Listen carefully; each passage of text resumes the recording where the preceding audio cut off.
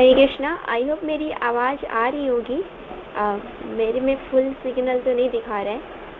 आप में से कोई एक बार प्लीज़ कंफर्म कर दीजिए मेरी आवाज़ क्लियर आ रही है।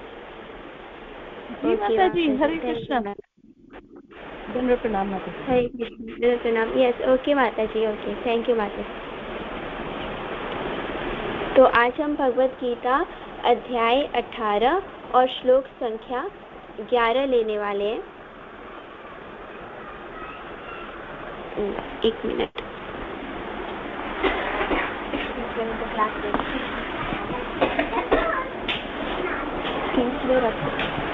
तो आज हम श्लोक 11 लेने वाले हैं। तो पहले हम श्लोका डिसाइड करते हैं। न हि देहभ्याशक्यं त्यक्तुं कर्मण्यशेषतः यस्तु कर्मफलत्यागी स त्यागीत्यभिधीयते।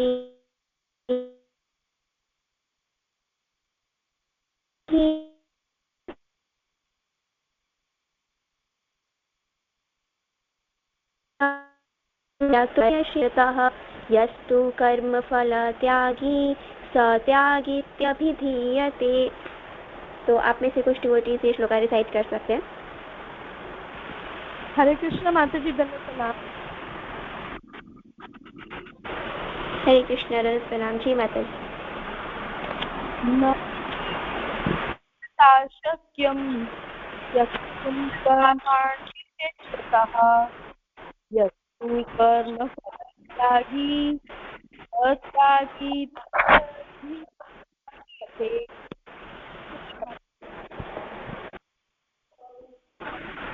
धन्यवाद माता जी, बहुत सुंदर आपने किया। और भी डिवोटीज कर सकते हैं।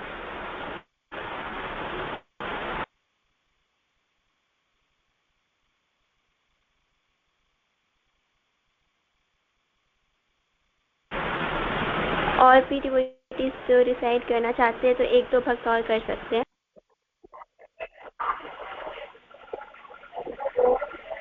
हरे कृष्णा, दंडवत प्रणाम माता जी।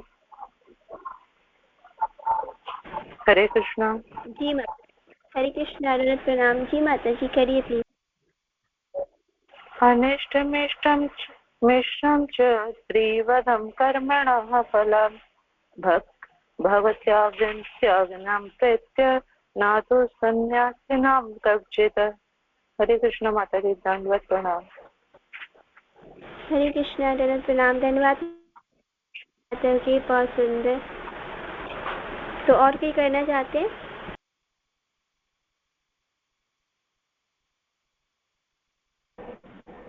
हरे कृष्णा माता जी, दंडवत प्रणाम।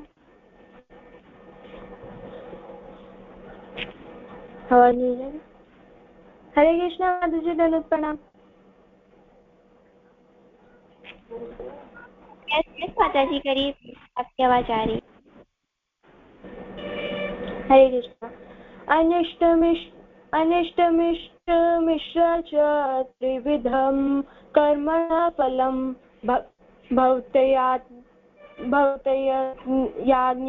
प्रेत्य नस्तु सयानिसां किवचित्। हरे कृष्णा माता जी, दंडवत प्रणाम। हरे कृष्ण प्रणाम। धन्यवाद माता जी, बहुत सुंदर। तो अभी हम शब्दार्थ पढ़ लेते हैं।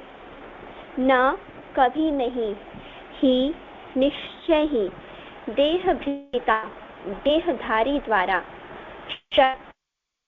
संभव है, त्यक्तुम, त्यागने के लिए, कर्माणि, कर्म, अशेषतः, पूर्णतया, यह, जो, तू, लेकिन, कर्म, कर्म के, फल, फल का, त्यागी, त्याग करने वाला, सह, वह, त्यागी, त्यागी, इति, इस प्रकार, अभिधीयते, कहलाता है। अनुवाद एवं तात्पर्य। श्रील प्रभुपाद के द्वारा। श्रील प्रभुपाद की जय। गुरु महाराज की जय। तो इस श्लोक में कृष्णा बोलते हैं, निसंदेह किसी भी देहधारी प्राणी के लिए समस्त कर्मों का परित्याग कर पाना असंभव है। लेकिन जो कर्म फल का परित्याग करता है वह वास्तव में त्यागी कहलाता है। यहाँ पे दो मुख्य चीजें बताई गई हैं जो सबसे इम्पोर्टेंट है। दो चीजें, एक तो क्या बता रहे हैं कि पहला ये बता रहे हैं कि जो जिन्होंने भी देह धारण किया है, जो हम जीवात्माएं हैं, जितने भी जीवात्माएं हैं, हमारे लिए समस्त कर्मों का परित्याग कर पाना असंभव है। हम सारे कर्मों को परित्याग कर ही नहीं सकते, यानी ऐसा हो ही नहीं सकता कि हम कर्म किए बिना एक क्षण भी रहें। हम पूरी तरह से कर्म करना नहीं छोड़ सकते। दूसरा क्या बता रहे हैं कि अब तो इसमें पहले पॉइंट में तो ये समझने वाली बात है कि कर्म तो हमें करना ही पड़ेगा।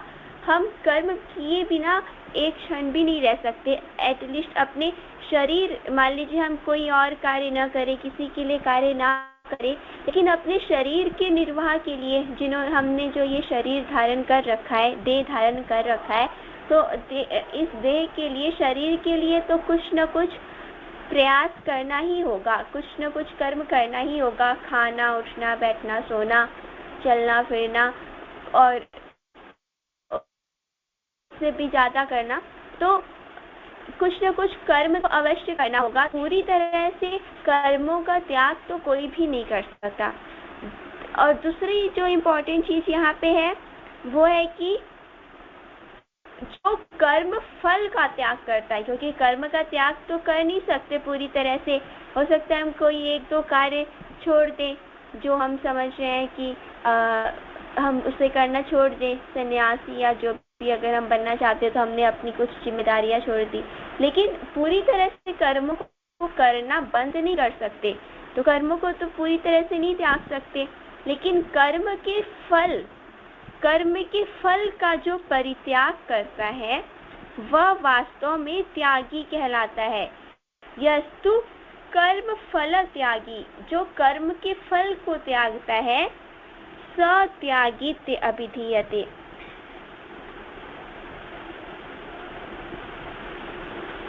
जो कर्म के फलों को त्यागता है उसे भगवान कह रहे हैं कि वह वास्तव में त्यागी है। भगवान अपना मत दे रहे हैं। जैसे आजकल अब तो हर चीज में हम देखते हैं लोग टाइटल सिर्फ लगाने लग गए, भले ही उनके पास वो योग्यता हो या ना हो। जैसे चतुर्वेदी लगा लेते हैं, कई सारे चतुर्वेदी होते हैं, कई त्रिवेदी होते हैं, कई द्विवेदी होते हैं। ब्राह्मणों में ये टाइटल चलते हैं, गोस्वामी टाइटल चलता है, गोस्वामी सबसे ऊपर माना जाता है ब्राह्मणों में। लेकिन नाम तो चतुर्वेदी है, लेकिन चार वेद के नाम भी नहीं पता होंगे उन्हें। इसी तरह से है तो गोस्वामी, मतलब नाम तो गोस्वामी, टाइटल तो गोस्वामी लगा रखा है, लेकिन सारे कार्य इंद्रियों के तृप्ति के लिए करते हैं, तो नाम के सर्वथा विपरीत। ठीक इसी तरह कई सारे त्यागी भी होते हैं, जैसे अमित त्यागी या मतलब कोई भी नाम, मैं जस्ट ऐसे ले रही XYZ त्यागी, तो त्यागी नाम मतलब टाइटल लगाते हैं त्यागी, लेकिन त्यागते कुछ भी नहीं है। तो वास्तव में त्यागी है कौन? वो बोलते हैं कि मैं अमित त्यागी हूँ, मैं त्यागी हूँ, लेकिन टाइटल तो बोलते हैं मैं त्यागी हूँ, लेकिन त्यागी है या नहीं वो यहाँ पे भगवान की डेफिनेशन से चेक कर सकते हैं। भगवान यहाँ पे बता रहे हैं कि वास्तव में त्यागी कौन है। तो कौन है त्यागी? जो कर्म के फल का परित्याग करता है, क्योंकि भगवान ने बताया उसके पिछले लाइन में कि कर्मों का त्याग तो हम कर ही नहीं सकते। जो भी जीव है पूरी तरह से कर्मों का परित्याग नहीं कर सकते, लेकिन कर्म के फल को जो परित्याग करते हैं वो वास्तव में त्यागी हैं। तो पिछले जो हमने कल श्लोका पढ़ा था हरिकृष्ण अनुप्रिया माता जी से हमने सुंदर सुना था, तो माता जी ने बताया, इसका अनुवाद इस प्रकार है कि सतोगुण में स्थित बुद्धिमान त्यागी, जो बुद्धिमान त्यागी है, जो सतोगुण में स्थित है, वो अशुभ कर्म से घृणा नहीं करते और शुभ कर्म में लिप्त नहीं होते। वह कर्म के विषय में कोई संशय नहीं रखता, तो वो अपना कर्म करते हैं, कर्म को नहीं त्यागते, क्योंकि वो किसी भी तरह के कर्म से घृणा नहीं करते, अशुभ है या शुभ है, भक्ति के लिए सब कुछ मंगलकारी होता है, क्योंकि भगवान ही मंगलकारी है। नरसिंह देव भगवान जो है, हम नरसिंह आरती में गाते हैं ना, ईतो नरसिंह पर, ईतो नरसिंह पर तो नरसिंह, यतो यतो यामि ततो नरसिंह। तो क्या गाते हैं? हृदय नरसिंह, कैसे? बहिर्नरसिंह नरसिंहमादिं शरणं प्रपदे, कि बहिर्नरसिंह, हृदय नरसिंह, नरसिंहमादिं शरणं प्रपदे, कि जो नरसिंह देव है, यहाँ भी नरसिंह देव, वहाँ भी नरसिंह देव, जहाँ जहाँ मैं जाता हूँ वहाँ वहाँ नरसिंह देव है, हृदय में भी है, बाहर भी है, अंदर बाहर चारों तरफ। प्रहलाद महाराज को तो चारों तरफ नरसिंह देव दिख रहे थे, भगवान हर जगह दिख रहे थे उनके। तो एक भक्त के लिए, प्रहलाद महाराज के लिए तो कोई भी जगह अशुभ हो ही नहीं सकती, कोई भी चीज अशुभ नहीं हो सकती। तो एक भक्त की ऐसी दृष्टि होती है, क्योंकि वो हर जगह भगवान को देखता है, इसलिए हर चीज भगवान से संबंधित देखता है, इसलिए उसके लिए सब कुछ शुभ ही होता है, और वो किसी भी चीज से, किसी भी कर्म से किसी घृणा नहीं करता। तो शुभ भी उसके लिए शुभ है, और शुभ में बहुत ज्यादा आकर्षित नहीं होता, क्योंकि वो भगवान से संबंधित देख रहा है, और जो अशुभ है उससे भी वो ज्यादा घृणा नहीं करता, कुछ नहीं करता, क्योंकि वो भगवान से ही संबंधित देखता है। जैसे कि हमारा जो ये राधा रास बिहारी मंदिर है, ये साउथ डायरेक्शन में आई थिंक बना है, मतलब तो एक वास्तुशिल्पी थे जो वास्तु वगैरह देखते हैं ना, वो वाले एक शिल्पीकार कोई थे, तो उन्होंने प्रभुपाद से बोला कि जो आपके मंदिर बने हैं ना, ये वास्तु के हिसाब से सही नहीं बने हैं, भगवान का मुख ना ईस्ट डायरेक्शन में, पूर्व दिशा में होना चाहिए। तो लेकिन प्रभुपाद ने उनको जवाब दिया कि भगवान तो सर्व मंगलकारी है, और वो जिस भी दिशा में जाते हैं वो मंगलकारी हो जाता है। और यहाँ पे तो राधा रास बिहारी है, जो कि रास करते हैं, राधा रानी और गोपियों के साथ। तो रास करते समय तो गोल गोल घूम के यहाँ वहाँ कहीं भी जा रहे हैं डांस करते हुए, तो उस समय दिशा का ध्यान थोड़ी होता है। तो भक्तों के साथ भगवान का हर जगह लीला कर रहे हैं। तो इस तरह से भगवान जहाँ भी जाते हैं वो मंगलकारी होता है, शुभ होता है, और भगवान की भक्ति भी शुभ है। जो भी भक्ति करते हैं, तो भक्ति का एक गुण है शुभता, कि वो शुभ मंगल करने वाली है। तो इस तरह से जो भगवान मंगलकारी, भगवान की भक्ति मंगलकारी, और जो भक्त भगवान की भक्ति में लगे हुए हैं, तो इसलिए उनके लिए सब कुछ मंगलकारी ही होता है। तो वो किसी तरह के कर्म को शुभ या अशुभ समझ के नहीं त्यागते, ठीक है। तो वो किसी भी कर्म को इस तरह से अशुभ या शुभ समझ के उस पर भेदभाव नहीं करते।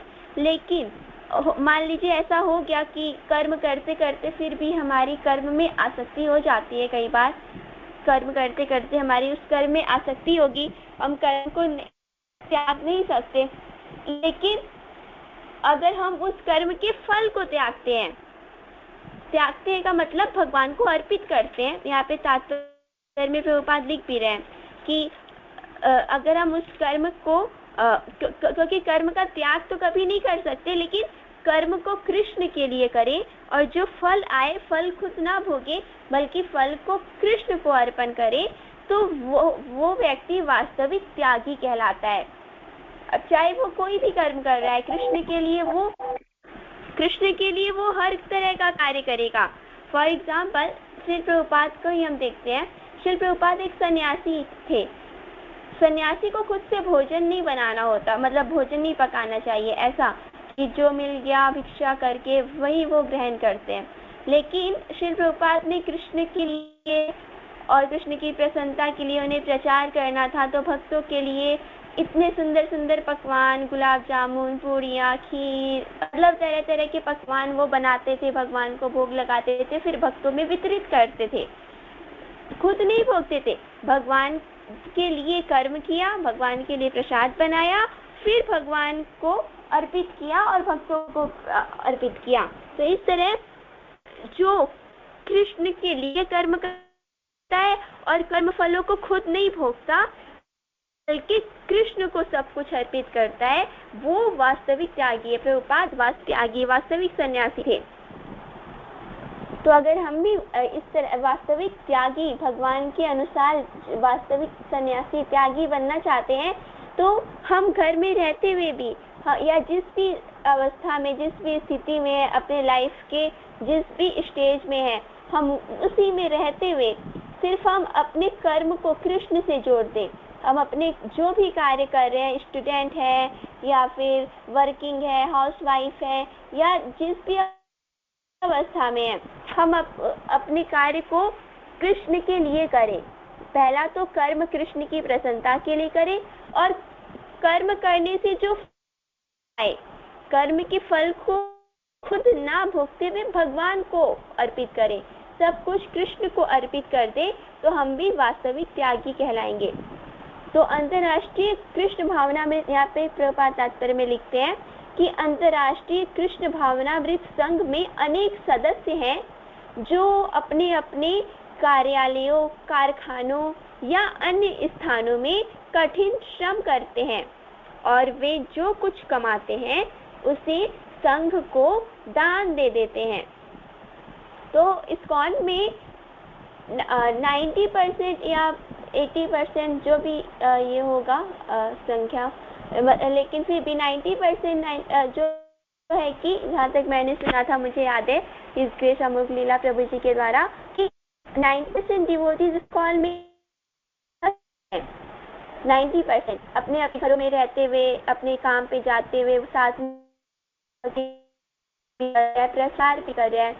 क्योंकि थोड़े से डिवोटीज हैं, 10% मंदिर में तो कुछ डिवोटीज रहते हैं ना, बाकी सारे बाहर ही, मतलब मंदिर में, एक मंदिर में कितने रह लेंगे, 150, 200, इतने ही ना। लेकिन जो बाकी भक्त तो वो गृहस्थ ही है, तो वो अपने अपने काम पे जाते हुए, कार्यालय, मतलब जो भी अपनी अपने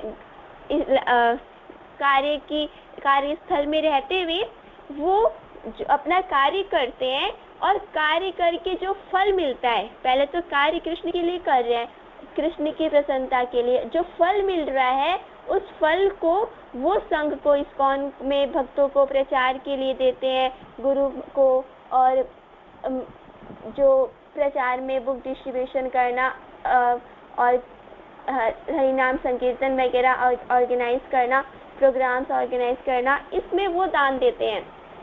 तो इस तरह से वो संघ को दान देते हैं। तो इस तरह से उनका कर्म करना भी, कर्म करते हुए भी वो वास्तव में सन्यासी है, वास्तव में वे सन्यासी है, वो सन्यास में ही स्थित है। यहाँ पे श्रील प्रभुपाद लिख रहे हैं कि ऐसे महात्मा व्यक्ति वास्तव में सन्यासी है, क्योंकि पहले वो इतने घंटे घंटे फैक्ट्री में, ऑफिस में, या जहाँ पे भी वो काम कर रहे हैं, और काम करके जो उन्हें फल मिल रहा है वो भगवान की सेवा में लगा रहे हैं, तो वास्तव में वे सन्यासी हैं। क्योंकि भगवान ने यही तो बोला कि कर्म का तो परित्याग कर भी नहीं सकते हम, लेकिन कर्म फल का परित्याग अगर हम करते हैं, और यहाँ पे स्पष्ट रूप से बताया गया कि कर्म को कैसे त्यागना है। ये नहीं कि बस हम नहीं भोगेंगे, हम नहीं भोगेंगे, तो नहीं भोगेंगे तो क्या करेंगे, धन कमा लिया तो अब कमा लिया तो रखे वो उसे दीमक से लगवाएंगे नहीं, कुछ तो करेंगे, कहीं तो जाएगा।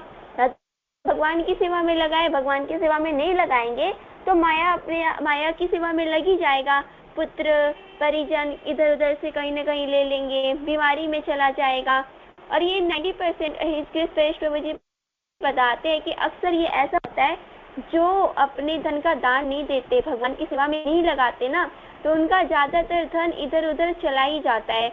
मतलब जैसे कि कार्यों में, बीमारी में, या पुलिस डॉक्टरों और कोर्ट केस में, इन चीजों में उनका ज्यादातर धन जाता है। क्यों जाता है? क्योंकि भगवान की सेवा में धन को नहीं लगाते। और अगर वो अपने कार्य को करते हुए, कार्यस्थली में जाते हुए, रोज सुबह शाम ऑफिस, सुबह ऑफिस जाना, शाम को वापस आना, और इस तरह से ये करते हुए अपने जो धन को कमा रहे हैं, जो भी फल अर्जित कर रहे हैं, अगर उसे वो भगवान की सेवा में लगाते हैं, तो वो ऑफिस जाते हुए, कार्य करते हुए भी एक सन्यासी है, त्यागी है। ऐसा कृष्ण यहाँ पे कह रहे हैं कि गृहस्थ, एक गृहस्थ भी सन्यासी हो सकता है, एक किसी भी आश्रम में रहने वाला, अगर वो अपने कार्य को भगवान के लिए कर रहा है, सिर्फ त्यागने से नहीं होगा कि छोड़ दिया, कार्य करना ही छोड़ दिया तो हम त्यागी बन गए, सन्यासी बन गए, हमने सब छोड़ दिया। तो वो तो कोई ऐसे भी कई लोग होते हैं, कई आलसी होते हैं या कोई कामचोर होते हैं, तो वो करते नहीं है, उन्होंने तो त्याग दिया, अपना काम करना ही त्याग दिया। तो वो नहीं, सिर्फ त्यागना नहीं है, कर्म पहले तो करना है। किसके लिए करना है? कृष्ण के लिए कर्म करो, और कर्म करके जो फल आए वो फल कृष्ण को अर्पित कर दो, वो वास्तविक त्यागी कहलाता है भगवान के अनुसार। ऐसा यहाँ पे कृष्णा इस श्लोक में बता रहे हैं। तो इस तरह से हम सब भी जो है कि गृहस्थ आश्रम में रहकर भी, क्योंकि आई थिंक यहाँ पे जितने भी 25 डिवोटीज हैं, तो हम सब अभी तो गृहस्थ आश्रम में ही है, में भी कुछ स्टूडेंट्स होंगे, लेकिन सन्यासी या ब्रह्मचारी तो अभी कोई भी नहीं है, माता जी से ज़्यादातर तो सभी गृहस्थ हैं। तो हम सब भी जिस अवस्था में है, हम अपने कर्म को कृष्ण के लिए करें, पहले कृष्ण की प्रसन्नता के लिए करें, ये सोचते हुए कि ये कार्य कृष्ण ने मुझे ये जिम्मेदारी दी है, ये पूरे परिवार जो भी है, हमें इन्हें भक्ति में लगा, इन्हें भक्त बनाना है। तो अपने कार्य को इस तरह से करें कि हमें देख के वो प्रभावित हो। जैसे हम ऑफिस में हैं, जैसे हम स्टूडेंट्स हैं, तो हम अपने हर कार्य को इतने सुंदर तरीके से करें कि वो हमसे देख के प्रभावित हो। एक अमुक लीला प्रभु जी कहते थे, एक मैं उनका वीडियो सुन रही थी, वो बता रहे थे कि जब वो पढ़ाई करते थे ना, तो वो ये सोच के अच्छा थे, मतलब अव्वल रहते थे वो हमेशा, तो ये सोच के कि जब वो पढ़ाई करेंगे और अच्छे मार्क्स लाएंगे, फिर कोई पूछेगा कि ये कैसे पढ़ाई किया, तो बताएंगे हाँ मैं 16 माला करता हूँ, मैं भगवान का भक्ति भजन करता हूँ। तो लोग प्रभावित होंगे और जुड़ेंगे भक्ति से कि हाँ ये देखो भक्ति करता है, तो इसलिए अच्छा है, तो हम भी भक्ति करें। और अगर हम भक्ति भजन कर रहे हैं और हम अपने काम ही ढंग से नहीं कर रहे हैं, हम कोई भी काम, पढ़ाई भी नहीं कर रहे, या जो भी हम जिस अपने अवस्था में है, जिस भी काम में हम, जो भी हमारा कर्म है, कर्तव्य है, हम उसको ठीक से कर नहीं रहे, तो तब तो लोग यही हमेशा, और अक्सर होता भी होगा, आपने देखा ही होगा अपने साथ, कि अगर हम अभी हम जो भी थोड़ी बहुत भक्ति में सेवा में लगे हैं, और अगर हम भौतिक कार्य ठीक से नहीं कर पाते घर में या बाहर, तो लोग यही कहते हैं कि दिन भर बस ये माला और ये लेके बैठे रहते हो, और एक काम तो ढंग से होता नहीं है, इस तरह से लोग बोलते हैं। तो क्योंकि अगर हम यही हम ये सोच के करें कि अगर हम ये कार्य ठीक से करेंगे और इससे वो प्रभावित होंगे, तो हम उनको भक्ति में आने के लिए प्रेरित कर सकते हैं, इंस्पायर कर सकते हैं, हम उनके सोर्स ऑफ इंस्पिरेशन बन सकते हैं। तो ये सोच के हमें अपने कर्म को करना चाहिए, हर कार्य को, चाहे वो पढ़ाई हो, चाहे वो जॉब हो, चाहे वो घर के कार्य हो, चाहे वो जो भी कार्य हो, तो हमें उसको ये समझ के करना चाहिए, और इस तरह से हम उसे कृष्ण प्रसन्नता के लिए करें, और कर्म करके जो फल आए वो हम कृष्ण को अर्पित करें, यानी उसे कृष्ण की सेवा में ही लगाएं। तो हम वास्तविक त्यागी हैं, सन्यासी हैं, क्योंकि हमने कर्म तो किया, पर हम उस कर्म से आसक्त नहीं है, हम उसका फल खुद नहीं भोगना चाहते, बल्कि हम भगवान की सेवा में लगा रहे हैं, और बदले में जो प्रसाद रूप में भगवान हमें जो भी दे रहे हैं, चाहे वो अच्छा फल आ रहा है, चाहे वो बुरा फल आ रहा है, हम उसे भगवान की प्रसाद, भगवान की कृपा मान के स्वीकार कर रहे हैं, ग्रहण कर रहे हैं, तो हम वास्तव में त्यागी हैं। तो ये आज का श्लोका था, जो यहाँ पे कृष्णा अर्जुन को वास्तविक के विषय में बता रहे हैं। इस अध्याय में ही अर्जुन ने भगवान से पूछा था परित्याग, वास्तविक सन्यासी कौन है और त्याग क्यों करना चाहिए, वगैरह वगैरह। तो त्याग क्यों करना चाहिए? भगवान की प्रसन्नता के लिए, जो है कि हम कर्म के फलों को भगवान को अर्पित करें, मतलब त्यागे का मतलब भगवान को अर्पित करें, खुद ना भोगे, तो हम वास्तविक सन्यासी बन सकते हैं। तो मैं अपनी वाणी को यहीं पे विराम देती हूँ। अगर किसी का कोई प्रश्न या एडिशन है इसमें, तो आप कर सकते हैं। हरे कृष्णा, दंडवत प्रणाम। All glories to Srila Prabhupada, all glories to Guru Maharaj.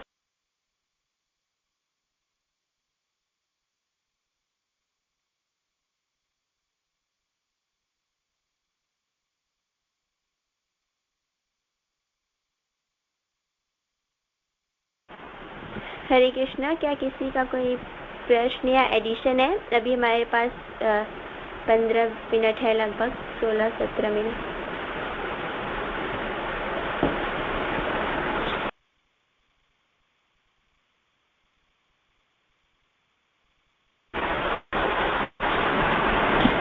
हरे कृष्णा।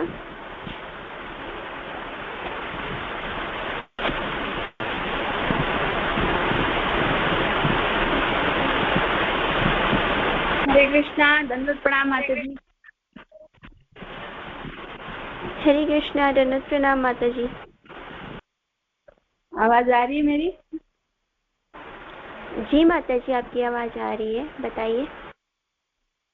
मेरा ये क्वेश्चन है कि अभी आप बोल रहे थे, अमोक प्रभु जी ऐसे बोल रहे हैं कि मैं भक्ति में कैसे किसको ऐसे बता के, जैसे पढ़ाई में मार्क्स अच्छे आते हैं भक्ति करने से, माला करने से, तो ऐसे क्या अपन बच्चों को किसी को भी ऐसा लालच दे के भी अपन करवा सकते माता जी? जैसे तुम माला करो, तुम्हारे मार्क्स अच्छे आएंगे, तुम फर्स्ट होगे, लाइफ में तुम आगे बढ़ोगे, ऐसा जोड़ जोड़ के कुछ भी ऐसा करके भी उनको ऐसा कर सकते माता जी? किसी को भक्ति में लाना है तो मतलब ये ऐसे थोड़ा लालच देके, है ना माता जी? ये निके हरे कृष्णा दंडवत माता जी। ये निकेन प्रकारेण मनः कृष्ण निवेशयेत्। किसी भी तरीके से हम उन्हें भगवान के भक्ति में मन को निवेशित करें, मन को लगाएं, तो अगर ऐसा करके भी हो रहा है तो हम लगा सकते हैं उन्हें। एक बार भक्ति में लग जाए फिर तो सब ठीक हो जाएगा, या जो भी होगा फिर वो कृष्णा संभालेंगे उनका, लेकिन एक भक्ति में लग तो जाए।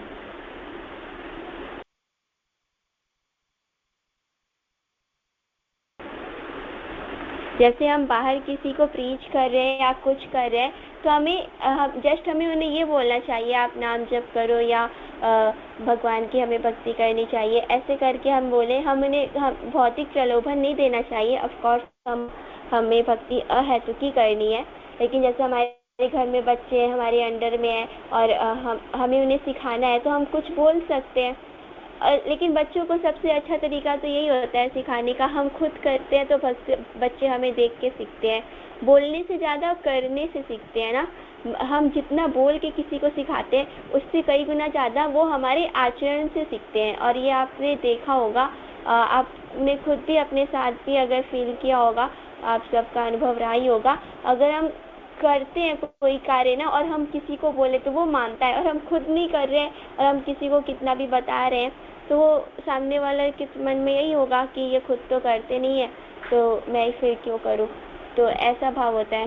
तो हम करेंगे तो हम सामने वाले को भी प्रभावित कर सकते हैं। वो तो प्रभु जी एक बात बता रहे थे कि अगर वो हर चीज़ में अव्वल रहेंगे, तो पढ़ाई में हर चीज़ में, तो लोग अगर उनसे पूछेंगे तो वो कहेंगे कि हाँ मैं देखो भक्ति करता हूँ, इससे मेरा कंसंट्रेशन पावर ज़्यादा होता है, मैं ज़्यादा मेमोरी पावर ज़्यादा होता है, मैं कंसंट्रेट करके पढ़ पाता हूँ, मुझे याद रहती है, तो मैं अच्छा कर पाता हूँ। क्योंकि भक्ति करेंगे, ये है भी, ये कोई इसमें झूठ नहीं है, ये वास्तविक है कि कोई भी काम एक्चुअली भक्ति करने से हमारा मन शांत होगा। मन शांत होगा तो हम किसी भी कार्य को अच्छे से कर पाएंगे और फोकस के साथ कर पाएंगे, तो अच्छा ही होगा सब। तो और भक्ति मंगलकारी होती ही है, तो ये और अच्छा होगा ही। ये कोई झूठ नहीं है कि हम उन्हें कुछ गलत बता रहे हैं, लेकिन हम किसी को बजाय कि ऐसा लालच दे के हम किसी को भक्ति में लाएं, इससे अच्छा ये कि हम उन्हें नाम जप करने के लिए बोले और हम उन्हें कथा सुनने के लिए बोले। जब वो हम उन्हें सुबह मॉर्निंग उपदेश क्लास से जोड़ें, तो जब वो सुनेंगे और उनका फिलॉसफी क्लियर होगा, तो जब कोई सिद्धांत सुन के कृष्णा को तत्व से समझ के भक्ति में जुड़ते हैं, तो वो पक्का जुड़ते हैं। कोई लालच से आके जुड़ते हैं तो वो फिर कच्चे रहते हैं, फिर वो इधर उधर चले भी जाते हैं ना।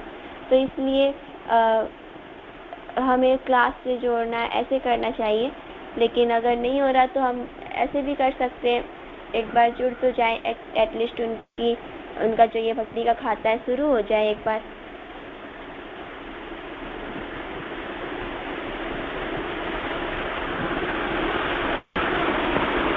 क्या माता जी? बड़ा सुंदर आंसर दिया माता जी। हरे कृष्णा, धन्यवाद। ऑल ग्लोरीज टू गुरु महाराज माता जी। सब गुरु ही बुलवाते हैं।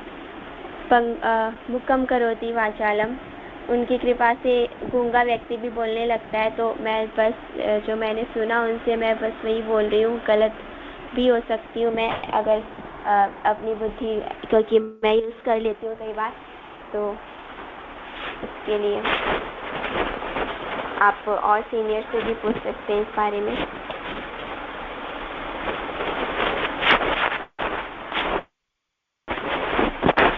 तो अगर किसी और का कोई प्रश्न या एडिशन है तो हम ले सकते हैं, अदरवाइज हम यहाँ पे वाइंड अप भी कर सकते हैं क्लास को।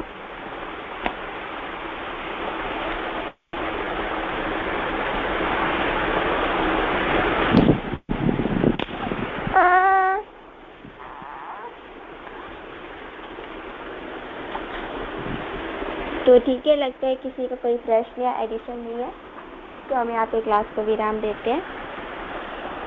वाञ्छाकल्पतरुभ्यश्च कृपा सिन्धुभ्य एव च पतितानां पावनेभ्यो वैष्णवेभ्यो नमो नमः।